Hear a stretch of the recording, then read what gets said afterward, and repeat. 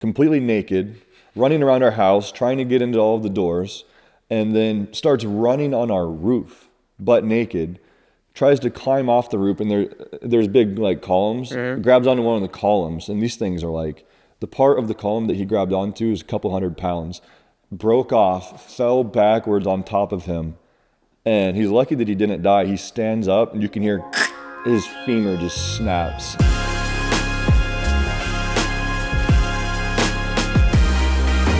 Welcome into the podcast, another episode of Living Large. Today's guest, I've been a fan of for a very, very long time. He's been in the YouTube game for 11 years. He has 10 million subscribers on YouTube, 18 million followers on Facebook. Welcome to the show, BigDawsTV. Man. Long time no see. It is a long time no see. I've actually been a fan of you since Nerd Raps in Compton. Okay, classic. Which was like 10 years ago. And do you know we met before that? Where? We met at VidCon. I was talking to Logan, and he introduced me to you at the time. And I was like, oh, he definitely didn't know who I was. Because you're like, hey, man, you were super nice. But you're like, hey, what's up? Bye. And then you just like walked off. But I was his videographer at the time? Yes. Okay, yeah. So, but I did know who you were. I was probably just trying to play it cool. Play it cool. Like, oh, yeah, what's up, dude? How you doing? So you've been in the game for 11 years, bro. Oh, yeah. That's a very long time. Very long time. What made you even get started in the first place? Because I think everybody gets a little bit nervous, especially with your thing. I tried to do pranks, man. You did? Nerve-wracking. Definitely is. So I saw Jackass when I was like 10 years old. My dad made the mistake of letting me watch it. Just fell in love with it. I wanted to be like a stunt man when I grew up. So I asked for a video camera for Christmas that year and just started making videos around my neighborhood. It's like different little, stupid stuff, pranks, stunts. And then, over the years, I kind of became known as like the kid in like middle school and high school as like the guy that would make funny videos. And at that time, I had a few of my friends upload like my videos to YouTube. But I never could figure out how to upload videos to YouTube. Like it took me like 5 years to figure it out. So by the time I graduated high school, I finally got to the point where I was like, all right, I'm going to start putting them on YouTube and stuff like that. And long story short, I saw an article about how you could make money from it. And I was like, all right, I'm going to do that. So I dropped out of college and just pursued it. Were you self-taught? Did you like teach yourself how to edit those videos? I bought like a program in like 5th grade, like a shitty little like $30 thing from Target, like a software to edit videos. It was the most frustrating experience ever. But yeah, well, along the way from there, I went to like iMovie, used that for a while, went from iMovie to Final Cut. Okay. So yeah, pretty much self-taught and just learned along the way. But you were inspired by Jackass to make YouTube videos, which is interesting because I was inspired by YouTubers to make YouTube videos. Okay. What made you, like, I guess the money you said, right? You said you can make money? Yeah, I saw an article, so I'm sure you're familiar with Jesse Wellens from Boyfriend vs. Girlfriend. So it was an article about them, and this is in 2011 probably, and it was just saying how they were making like $100,000 a year on YouTube. I was like, what? And I didn't know who they were. I didn't even know. I probably saw it on Facebook or something. And I looked up their page and I was like, oh, this is like similar content to like what I'm doing. Because they have prank versus prank and stuff like that. And I was like, I could do this. And at the time I was going to community college and I was like, this is what I'm going to do. Yeah, let's talk about your backstory. You grew up in Kansas City, yeah? Yes. Congratulations on Thank you. On the back Super to Bowl. back. I hated to see it. I mean, I'm not even a San Fran fan. That's a weird thing to say. San Fran fan. That is, it's a tongue twister. But I just hate to see you guys win every year. Yeah, people do. I don't know what it is, man. Well, it's like the Patriots, Everyone started hitting them because they were just, no one wants to see the same team in it every year. So I get it. So 5th grade, grew up. What was your plan initially instead of YouTube? Because you went to a community college. What were you trying to major in? So growing up, I always wanted to play in the NBA. Obviously, that didn't work out. You didn't even really get a lot of playing time in high school because my team was like nationally ranked. Like everyone was like a beast. So I was gonna go to the Kansas University, and I missed like the deadline to register. And so I was like, all right, I'm just gonna go to JUCO for a year and kind of figure things out. And then my buddy who was going to Arizona State called me and was like, dude, you got to get out here. Like it's crazy. Like, and I was all up for leaving Kansas. You know, it has a special place in my heart, but it's not where I wanted to be. I always wanted to leave because it's pretty fucking boring. Yeah. So I was like, all right, done. So I moved out here. I went to community college out here while I was trying to, you know, figure things out with the YouTube thing. And then, so I did get my associate's degree before dropping out. So you can't fully call it a dropout, but the whole plan all along was to go to ASU. And most people think I did go there. But that's right when I was about to start at ASU was when I started getting to the point where I was making like $2,500, $3,000 a month. And so I called my parents, told them, hey, I'm dropping out. I'm not doing this. And everyone in my family was heated. Everybody, my grandparents, my brother didn't give a shit. But like even my sister, like they're like, you have to stay in school. You can always come back and do YouTube. I'm like, no, you can't. Like this is the time right now. I have to do it. Like you can always go back and go to school. If I can't, this opportunity is not going to come back around. So that was the moment where I was like, I'm all in. So you were making $3,000 a month. I mean, that's only $36,000 a year. Were your parents funding your school? Yeah, and my your dad was lifestyle? helping me out with my apartment and school. And so whenever I called him at that point to work, because my apartment was like $700 a month. So once I was like, oh, I can pay my rent and I have enough money for food, I was like, I called him. Ever since I called him from that moment, haven't seen a dime from him since. But he's proud of that as well. Did you start to make a lot more money quickly? No, it was a slow grow. Yeah. Like I didn't blow up. Like lots of people like blow up like boom. It took me 2 years to get 1,000 subscribers. After 2 That's years, crazy. I got my first check and it was like $144 after 2 years. And then I did the video that really kind of got me going was eating junk food in the gym. So I uploaded it. The next day I wake up, my mom's calling me. She's like, "Do you know you're on Good Morning America?" I was like, "What?" I turn on the TV and boom. And that video just exploded. And so that's like the first month where I made like $3,000. And from there, I started, I kind of just rode the momentum and it just started everything. It was just all perfect timing. And all the videos I followed up with were like, do you want beef?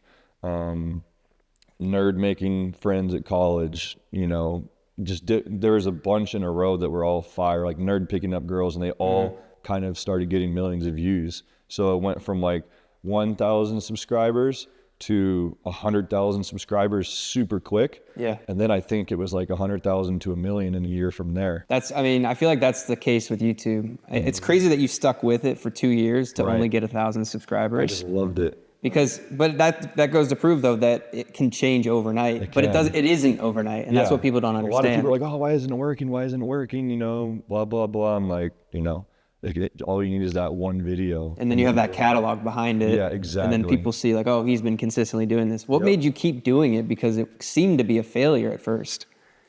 Dude, for me, I was like, holy shit! Like I got 700 views. Like I thought that was great. Okay. So I think I was just so dumb that it worked. And I just, like I said, I just loved it. Like I would wake up in the morning, like I would be in the shower and I would almost be like, shaking about how like passionate I was and how badly I wanted it. So it was just like, I always knew that I'd get to the point where I'd be able to support myself doing it. And I used to always look up to, guys like Andrew Hales and Vitaly. I'd go on their social blade, look at their stats, and I'd be like, damn, these guys are making like $300 a day. If I could just get to that point, I'd be set. Were you nervous at first when you first started making pranks? Like going up to strangers and fucking with them and kind of making a fool of yourself seems nerve-wracking. I would say there was more nerves. I was always like that as a kid growing up. I was kind of a troublemaker, and I just loved like anything adrenaline related. Like that's what me and my friends would do for fun. So it kind of came natural to me. And then as things went on over the years, it's kind of sad actually, but like I used to get like a little bit of nerves, like shakiness, whatever. And then now when I do it, I'm just like dead inside. Like I feel nothing because I've done it so much. And it's just like so normal to me that it's just like I don't even get the heart pumping at all anymore. I know now you tell people afterwards, you're like, hey, I'm filming a YouTube video. Did you do that to start, or did you just post them on YouTube? That's actually a great question because I didn't know any better. We just post whatever. And the video that I told you about that was the first really big one, I almost got sued from the gym that I filmed it in. I'm not going to name the gym, but yeah, like whole lawsuit, everything. The video was going crazy. It got like 10 million views in like a week or two, and I had to delete it. Really? Yeah, because they were threatening to sue me for like millions of dollars. For what? Because I filmed inside their gym and I didn't ask anyone for permission to be in the video, and someone like filed a complaint. And they were saying weird shit, like I was shoving like whipped cream down people's throats and stuff. I was like, no, I had one girl spray whipped cream in my mouth. Yeah. So, anyways, I had to take it down. I refilmed like some bits and put it back up, and it went viral again. But it was a huge like thing, but I'm very grateful that happened earlier on because I learned from it. And from that moment on, I asked everyone, you know, to be in the videos, and, you know, make sure I have permission, which to be honest, I should have done from the beginning. But I was 18, 19 years old. Like, it's just, you know, I was immature, I was stupid. It's not really anything I was really thinking about. Right. And now looking back and I do it now, I'm like, I ask people, you know, just like out of respect, like, even if it's in public, you know, can we use that? So it was a learning experience for sure. Yeah, I feel like some of those people are like, they're just watching Good Morning America in the morning and they're like, what They're the like, fuck? why bro? am I on here? Yeah, right. That kind of segues into my next question. Has a prank ever gotten to the point where in the middle of it, it's like, you're like, oh, this is kind of getting out of hand and you have to stop it? Yeah, totally. There's been several. Probably the biggest one was asking people where the nearest bank is, and we're all in ski masks in a van. That one we got pulled over by like 10 cops, like all at gunpoint. And we all had to put our hands up. We had to throw the keys out of the car and exit one by one and get handcuffed. What? And the worst part about that was like my dog was in the car. So that could have gone very wrong if he had jumped out or something like that. So that is one where it's like, this is not going well. And the guy in the back of the car, probably know Phase Adapt. He has a DSLR with a giant shotgun mic on it. The cops have their guns drawn, and he turns it around and starts recording them. Like, put that down. Yeah, Like, it looks like a gun. Yeah. Like, it could have ended very badly. What Thank God happened it with didn't. that? Did you get fined? Did you get No, arrested? after they put us all in handcuffs and we told them what we were doing, because we were just asking people where the nearest bank was. So there's nothing that they could do. So we left.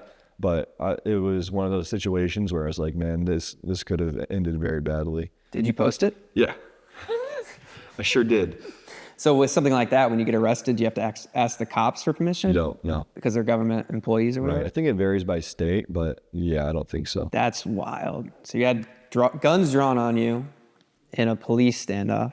Have you ever had a person, because I saw a prank, a guy pulled a gun and shot the dude. Have you ever had any people pull out weapons on you? No, I've been close. I've had people reach for guns in their car. I think in the You Want Beef prank, there's a guy in a yellow Corvette. You can hear him when I ask him if he wants beef. He reaches into the side of his door, and then when I show him that it's just like literal like beef in my shirt, you can hear it, a loud object drop inside the door. Yeah.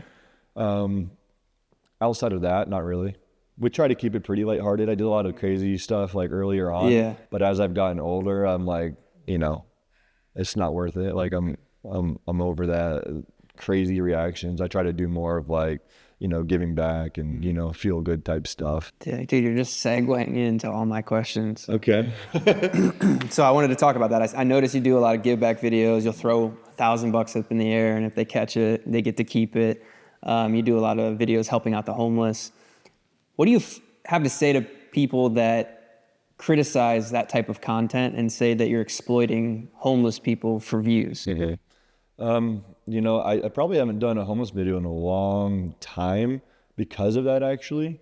I think the last thing I did with anybody that was homeless was like, probably like 8 or 9 years ago. Damn. Because that was always something that I always was passionate about. It was like just helping people, especially homeless people. It's, you know, it's one of the things I've always felt like called to do.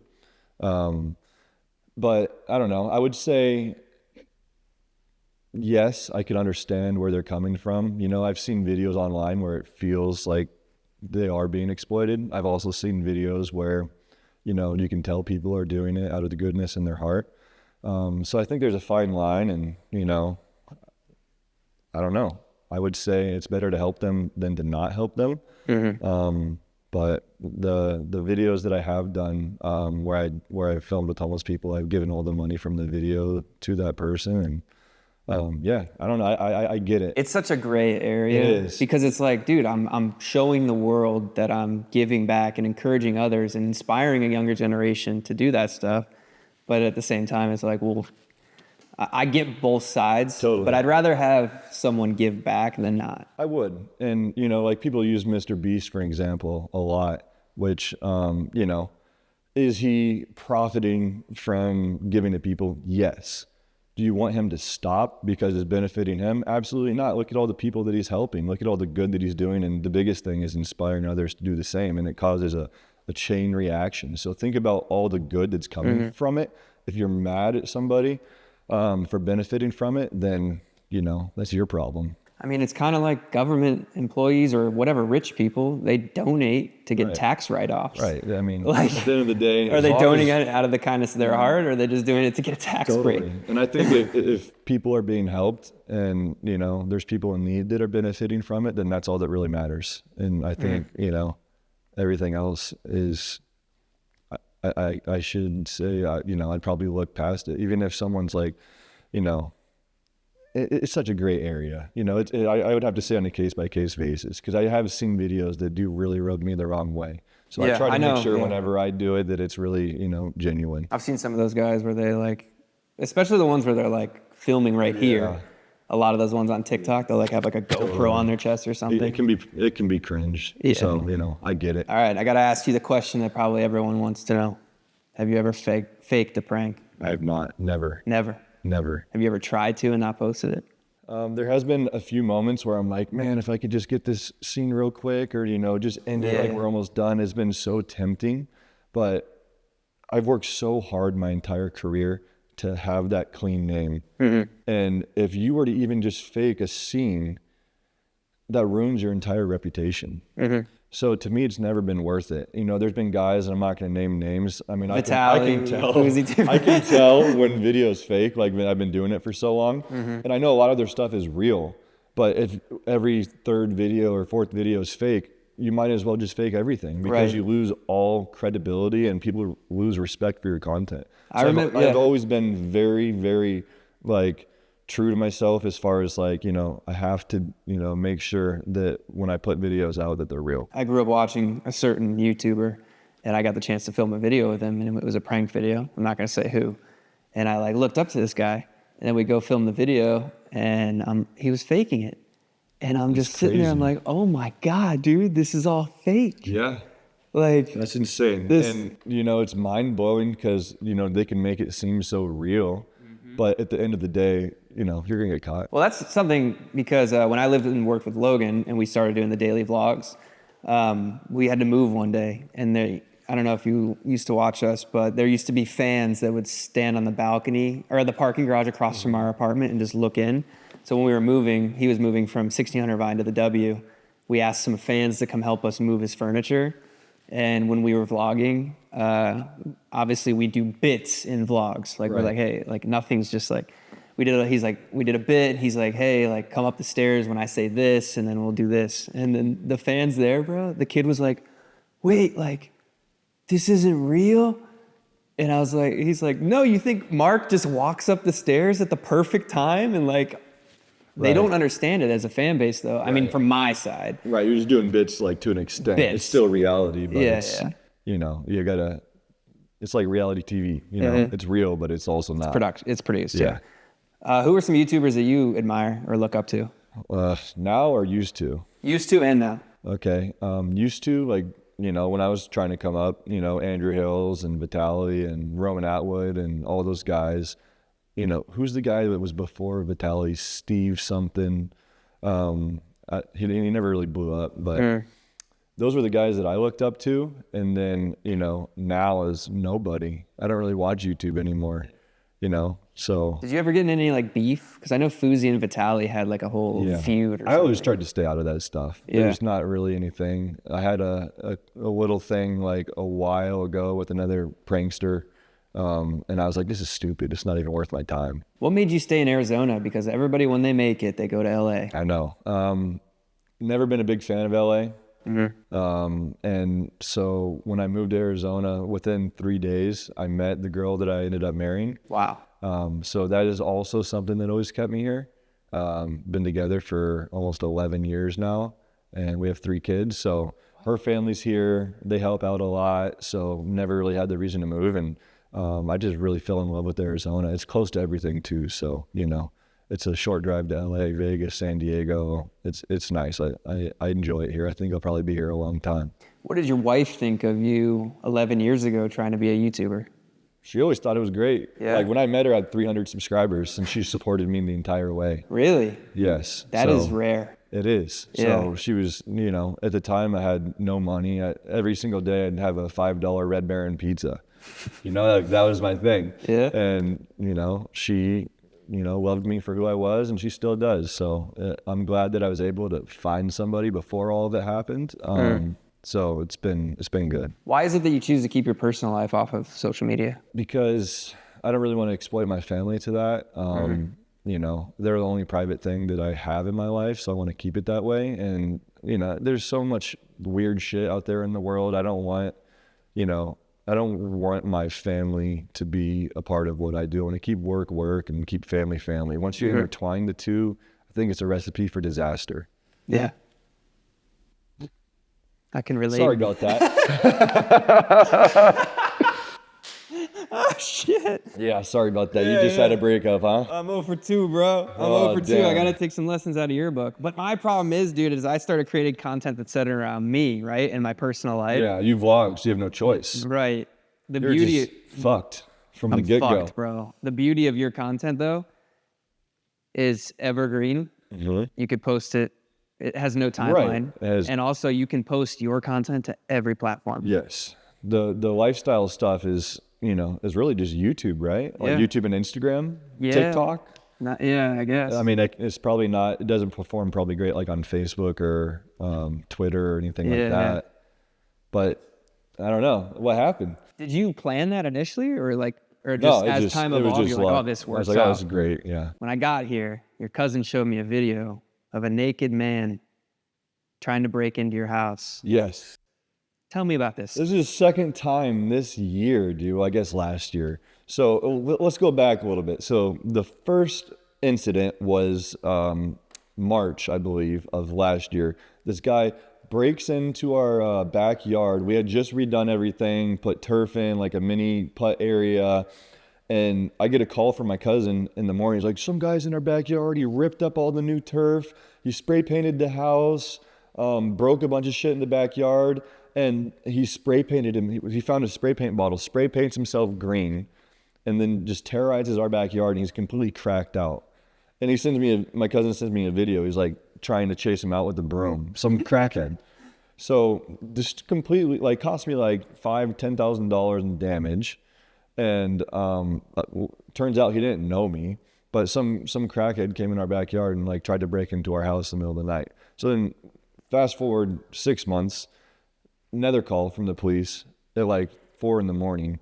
And I'm assuming this guy was probably his fan. I don't know. I'm still getting information about it.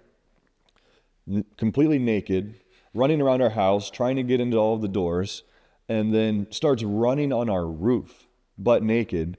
Tries to climb off the roof, and there's big like columns. Grabs onto one of the columns, and these things are like, the part of the column that he grabbed onto is a couple 100 pounds.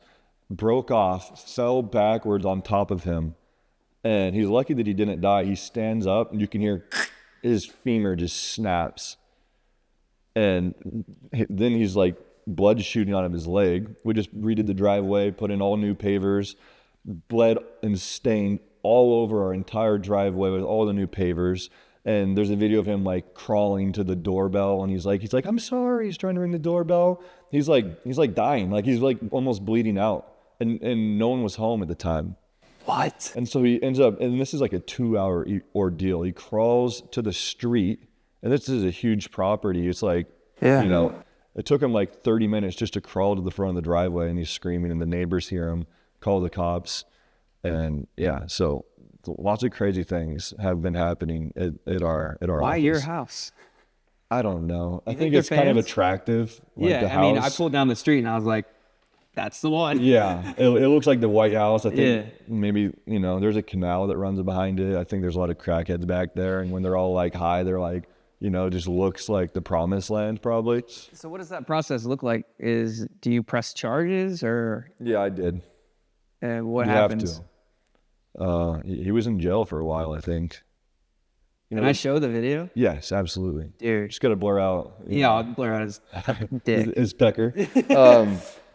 But I mean, the guy, he's like, "Do you want to press charges?" I'm like, "This is the second time that's happened." I'm like, "Yeah." I mean, he damaged he did thousands of dollars of damage. So yeah, So who covers I that? press You? charges. Yeah, I have to. And then they were asking me like, "Oh, do you want to, charge him for like a sex thing, like exploitation or whatever?" I was like, "No." I was like, "I think like the charges for trespassing and damage and like broken femur is enough. So we'll stop there. I'm not going to go that far." Yeah. But yeah, I mean, if you don't press charges, probably do it again. How old are your kids? 4, 2, and 1. What's that like, being a father? Great, man. Love it. Nothing better in the world. Really? It's better than anything. It's interesting because a lot of people, a lot of fathers say, before you have kids, you're like, yeah, well, who cares about having a kid? But then when you have a kid, something shifts, something changes. What is that shift? I don't know. I think it's just something that comes naturally. But once you have like, this little, baby and this kid, and you just like see them grow and like, I don't know, it's just like a love at first sight kind of thing. You really can't explain it. You'll never know until you have kids yourself, but it's just, it's like the purest form of love that you could ever experience. It's not like anything else. Has that shifted your why and your purpose? Because initially you just seemed hungry to be a YouTuber. Do you do this for them now, your family? Does that shift your why? It doesn't shift my why for what I do at work. Okay. But it shifts your why for, who you are as a person. I think the two are separate. I could, have any other job in the world. I could be a teacher, a doctor, a garbage man, which is actually what my son wants to be when he grows up. He's obsessed with the garbage trucks. And they wouldn't care. At the end of the day, it's all about who you are as a father, not really about your occupation. Would you say that your prank videos and your online persona is in line with who you really are off camera? Or is that a No. performance? It's performance. Yeah? I mean, I am my genuine self when I do these things, but I'd say I'm totally different in person. I'm a lot more like calm. I don't think I'm as funny. Like it's the edited best bits of myself. Yeah. I don't really consider myself a super like funny or entertaining person. Maybe other people think differently. Maybe I am. But it's just like, it's one side of me. Mm-hmm. That is like a genre of myself. Does your wife work? No. So she takes care of the kids. Yeah. And I know Steven, he's under your wing, yeah? Steven Shapiro? We are like, we have a business together, but we also kind of just do our own things as well. He does a lot of videos where he like picks up girls. Do you ever do those? I used to. How did your wife feel about you making videos about picking up girls? She didn't love it. Once I got married, I was like, I'm not going to do this anymore. But she knew that it was something that I did for entertainment, something that, helped grow my channel, pay the bills, and she trusted me. I think that was a big thing. Like she understood that it was just part of what I was doing for my channel, because I was doing that from the very beginning, and she's always been super supportive, so it was never really a big deal. Would you say that because a lot of YouTubers I meet are obsessed with the craft. Are you obsessed with it? No, I used to be. Okay. I haven't been obsessed with it for probably 4 or 5 years. So what keeps you going then? How do you keep showing up every day and every week? At this point, it's like, it's just what I do. I get obsessed and like have passion about certain little projects, but a lot of it to me is, you do anything for 12 years, it's just not the same. I'm definitely burnt out. Yeah. Did you have a period of time where you stopped posting? Yeah, I quit several times. And it always comes and goes in like burst. Like I'll have a season of time where I'm like, fuck this, like I hate it, I never want to make another video again. And then I'll have seasons of time where I'm like, all right, let's go, let's do like 2 videos a week, like let's film, like I'm super excited about it. So it definitely comes and goes, and there's highs and lows. And at the end of the day, you know, what kept me going this entire time was that goal of reaching 10 million subscribers.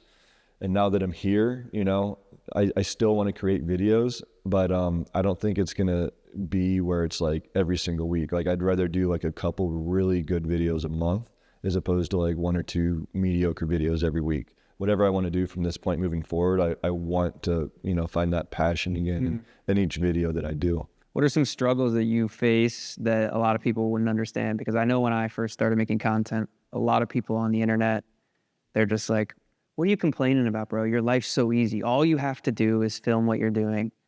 What are some struggles that you think social media creators face, or you yourself, that people don't understand? There's a lot of stresses that come with it that, you know, people don't think about. Like for me personally, like I don't even like people knowing me. Like when I go out in public, like I'm always nice. I'm always happy to, you know, I'll never say no to a picture. I never have in 12 years, I don't think.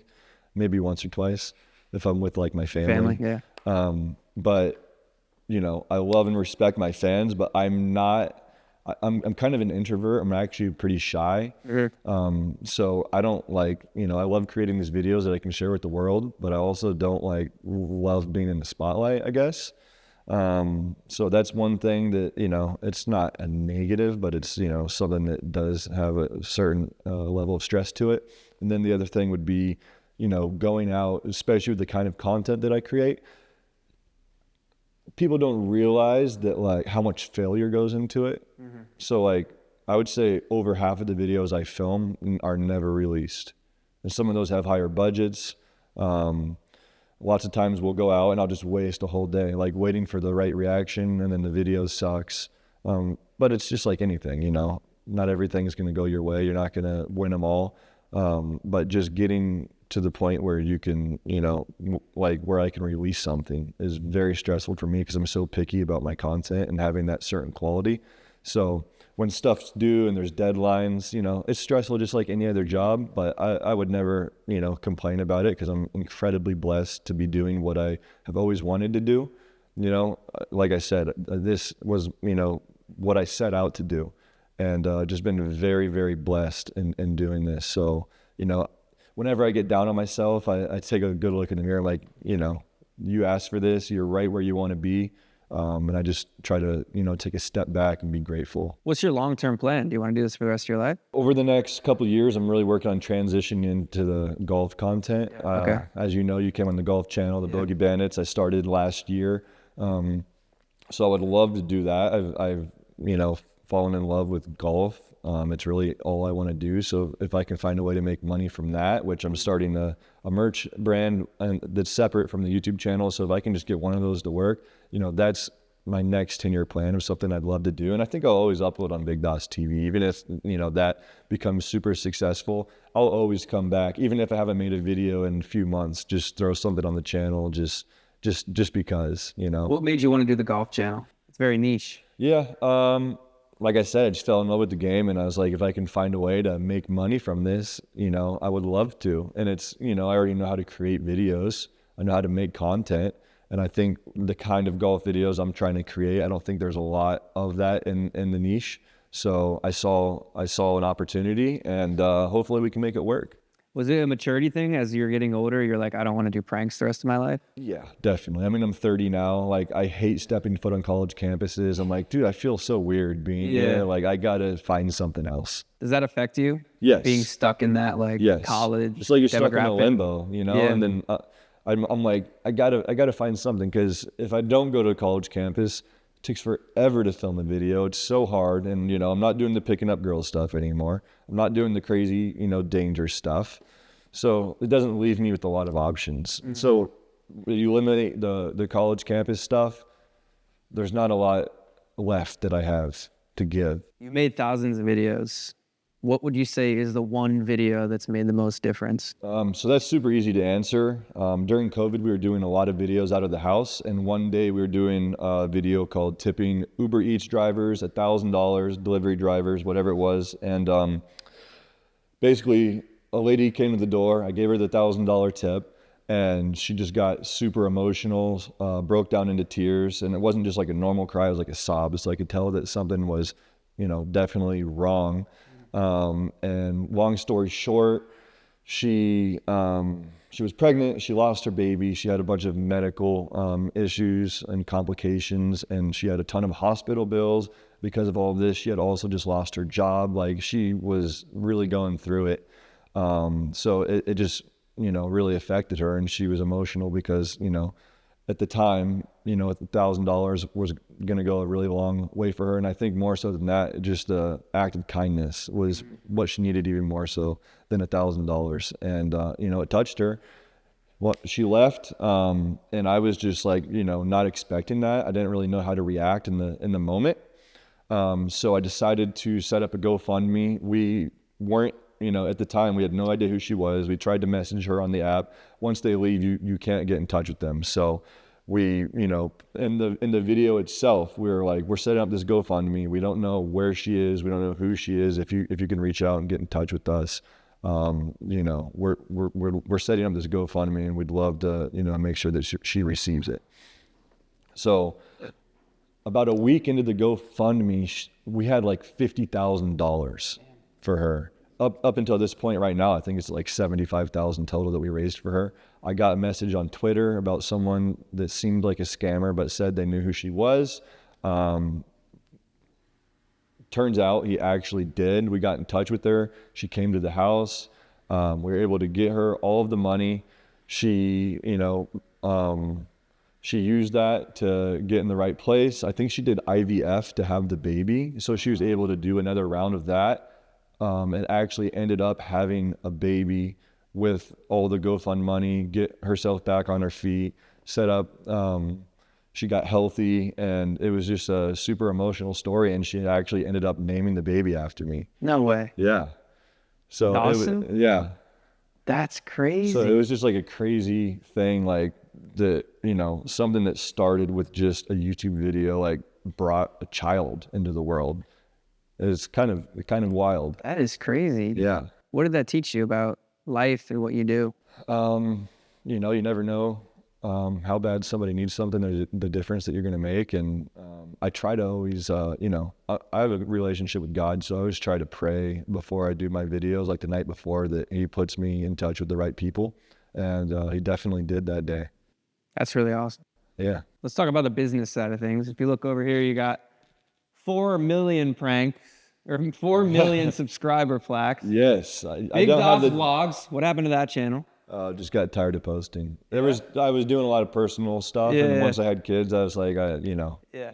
What's the next one? I can't see the glare. BigDawsTV. BigDawsTV. What's the next one? The Daily Dropout. Yeah, and then Fake Pranks TV. Yes. What's that one? Fake pranks is a mockery of people who do fake pranks. As we talked about, everything I've ever done has been real. Yeah. I see all these people making so much money doing fake pranks, and they're claiming that it's real. Mm-hmm. So I talked to Steven, and I was like, let's create something that's like, where we can get in on that action, where we can create fake pranks, but with an upfront honesty policy. Everything is fake. No one had ever done that. Because people that are watching the fake pranks, that claim to be real, like I said, they're saying that it's real. People are just watching it for entertainment. Most people know it's fake anyways. So I was like, why don't we just be honest about it, create a channel where we just make fake pranks for entertainment, and it blew up. And it's what? Ari, how many subs is Fake Pranks at? 2.5 million subscribers. Yeah. How do you do this? Because you have 4 channels with over 1 million subscribers. Yeah, the Daily Dropout, I think, is 4 million. And that was when I got tired of people knowing me. I was like, I need to create something that I'm not on. So that's why I created the Daily Dropout, which is, it used to be a lot bigger than it is now. In my pursuit to hit 10 million subscribers, I kind of had to put it on the back burner a little bit. But we're bringing it back. Well, how do you manage this? Because like I said, you have 4 channels with over 1 million. You have a faceless channel with dogs. Oh, that's right. You have like 5 different businesses within YouTube itself. How do you manage all that? Oh, just finding the right people. I love how you go, oh yeah, that's right. You forgot about it. Your channel has 1 million subscribers and you forgot about it. It's not on the wall there. Yeah. It's just finding the right people that, you trust and that can work hard, and you can teach them all of your knowledge and, almost create like cloning yourself, transferring all your knowledge to someone else. And you have to weed through a lot of, people that don't do a good job. But there's people out there that can do it. And I didn't used to believe that. I used to edit all my own videos, do everything. And I haven't edited one of my videos in like 5 years at this point, because there's people that can do it better. How many employees do you have? Right now, full time, I think 6 or 7. Okay. Part time, another few. Used to be a lot more. Like when we were in the hardcore daily dropout days, I think at one point we had like 15. Damn. But it's just a lot. It's too much. I like keeping it smaller. So do you have people on the business side managing all that? No, I do all of that. I never had a manager. I've never had an agent. Never. No. How do you do? What? It's terrible. They just take your money. Yeah, but you can have a conversation and save 20% of your money. So you handle all the business? Yeah. That's wild. Yeah. Like Roman Atwood said, keep it small, keep it all. That's true. I mean, I was walking around your house. You got the golf stuff in one room. You got the other business in the other room. Yeah, there's 7 rooms here, and each room is like its own business. They run, it's like a mini office. Where do you bring in the most money? It changes. So the first 5 years was all YouTube, pretty much. Sprinkled brand deals, things like that. Second 5 years was when Facebook got monetized, and there was a couple of years where I was making probably 5 times more on Facebook than YouTube. That's crazy. It is. And then so now this past year, because Facebook slowly started to die down for everybody, just their program. Now Facebook and YouTube are pretty even, and then I might be making more from brand deals. I have a partnership with DraftKings that's been doing, great. It's been a great partnership. And so before that, I'd probably only do a couple brand deals a year. And now I've been, signed with them. I'm doing a video a month from now all the way up until next Super Bowl. So that actually, helps me get out and create content and motivates me, because I have deadlines and stuff like that. But it's pretty balanced right now. How did you build that relationship with DraftKings? They reach out to you? Yeah, you don't have a manager. Yeah, I just, email. Yeah. Have your email out there. You know how to find me? Do you do what like most people do, and you put whatever, Michael at BigDawsTV.com and act like a different, act like your manager? I'm just at Gmail, dude. So you don't care? Because I know a lot of people do that. They're like, they don't have a manager, but they make a separate email. I don't need to sound official. I mean, that's not gonna make me any more money. Some people are surprised when they hop on the meetings and it's just me. I'm like, hey, what's up? Like, what are we doing here? But you have to have a legal team though, yeah? I mean, I have a lawyer. They don't hardly ever use him. Really? Yeah, I read all the contracts, everything. It's pretty easy to do. In the beginning, it was hard, like the first couple of years, but then you learn it. The language is, once you learn the language of the legal agreements, it's like, what to look for. It's not that hard. So same thing. I'll spend an hour or two reading a legal agreement and save 10%, because lawyers take 10%, right? So you got 5, I think, yeah. 5? Okay, so if you have $100,000 deal and they take 5%, that's $5,000. Then your manager takes what? 15. So when I was at CAA with the agency, I think they took 5. So I was losing 25%. Yeah. So on a $100,000 deal, you lose $25,000. When 75. it would take you 2 hours read the legal agreement. Yeah. If you didn't know, you can, Google. You can ask them to change stuff or move stuff. It's pretty easy to do. And then accepting your own email, taking the meeting. So then that's what, 3 or 4 hours for a $25,000 difference for one deal. How'd you meet Steven? Because you guys he won a competition for one of my videos. Wow. I did a thing where I was like, I'm going to fly one fan out to a mansion in San Diego and have them be in a prank video with me. And he won, and he flew out, and we just hit it off, just boom, right away. We clicked. And it wasn't weird or anything? Were you worried about that? Not at all. I was worried about it. Of course there can be some awkward shit. You never know what you're getting, but we hit it off right away and pretty much been best friends since then, man. I love Steve. He's a brother to me, and we've been through a lot of shit together, and he's just a great dude. He's always had my back no matter what. And he's the kind of friend that, whatever you need, he's there. Was it your intention to work with him, or It wasn't. That didn't happen until like a year or two later. It just kind of, he moved to Arizona. I was starting the Daily Dropout. I needed help. I needed someone else to be like the face of the channel. So he was that guy, and he did a great job in the prank that we filmed. So I was like, hey, do you want to be like one of the faces of this channel? And I had like a couple other girls I was, testing out at the time, and it worked great. Yeah. Did he move out to Arizona, or is he from here? He's from Miami. He was working in San Francisco. He went to college at ASU, so he decided to move back because he had a remote opportunity here at the job he was working at the time. And then he kind of grinded on that until he was doing well enough to leave that job. How do you? Well, I guess one of the good things I've learned so much from you, dude, in just the time we've obviously in this interview and we've golfed and just asking all these behind the scenes questions. How was it that you were able to build a brand just around you? Because I think that I failed in that regard because I relied on so many other people to be in my videos. How did you just do it yourself? Yeah, I don't know, to be honest, because I don't find myself very entertaining. That's a good question. I don't know. I think I have an eye for content, so I'll go out and I'll film all day and I'll take the best pieces. I think big part of it is just my work ethic. I have a very strong work ethic, or at least I used to. Most people I've collaborated with in the space, especially the prank space, they'll go out and they'll get like 10, 15 scenes, and they'll pick the best 7 or 8. I always would go out and get like 60, 70 scenes. I would film like 5 videos worth, and then I'd pick the best scene, 6 or 7. So I gave myself, and everyone, whenever I collaborated with people, they'd be shocked that I'd film for 7, 8 hours for one video. So I think without me even realizing it, that was a huge advantage. And that comes with, yes, the work ethic, but also being very picky about my content. And knowing what to release, and what the biggest thing is knowing what to not release. Most creators are like, oh, I spent $3,000 in this video and it sucks, but I have to put it out because I put all this time and money into it. I've always been like, that sucks. I'm not going to release that. Scrap it. So knowing what to show and knowing, what clips to use and how to edit yourself, I think is, what I've been good at. Because like I said, I might not be the most entertaining person in the world, but if I give myself 5 times more of the opportunity for each video, then the videos are just going to naturally be better than everyone else in the space. When you're doing those big give back videos, are you even making money off that?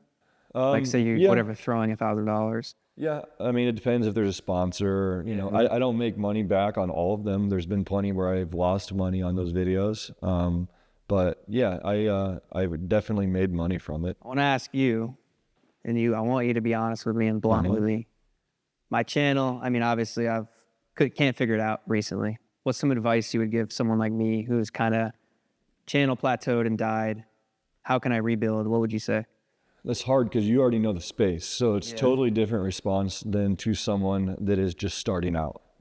Because when people are just starting out, and I get asked this question all the time, I'm like, how do I blow up my channel? I'm like, try to do like 2 videos a week. It's all about consistency, but they also have to be quality. So those two go hand in hand, the consistency and quality, and then titles and thumbnails. But you already know that. So for you, that's a tough one. To rebrand. That's a totally tough one. I would have to put some thought into it, to be honest. You almost just have to do like that one crazy thing, you almost have to do like that one crazy video that puts you back on the map. But as you know, it's hard because you can risk doing something so big, spending so much money, putting all your chips in one place, and there's no guarantee that'll work. Right. So you have to be smart about it at the same time. How much are you uploading right now? Not enough. So, I'm doing 1 podcast a week. I'm uploading TikToks every day. But what about your channel that you're trying? Not enough. Like once a fucking 2 weeks. So I already know the problem. Is just probably get back to the consistency on that, because you're doing so many things at once. Yeah. Get back to the basics, because that's what you're trying to I want to grow it back. I mean, I love YouTube. I love that. What my struggle is, I guess, has always been None of my friends do it anymore. And like I just talked about with you, it's cool that you rely on yourself, but I've always relied on the people in my videos. Like I kind of had the David Dobrik, like, oh, we have a crew, and then that crew went and did their own shit, right? And similar to you, man, like I've always been the guy behind the camera. Like that's what I went for college for. So I was always more comfortable filming my friends than turning the camera on me. Right. Well, you have the quality, man. Your videos are awesome. You have the personality. You've got it all.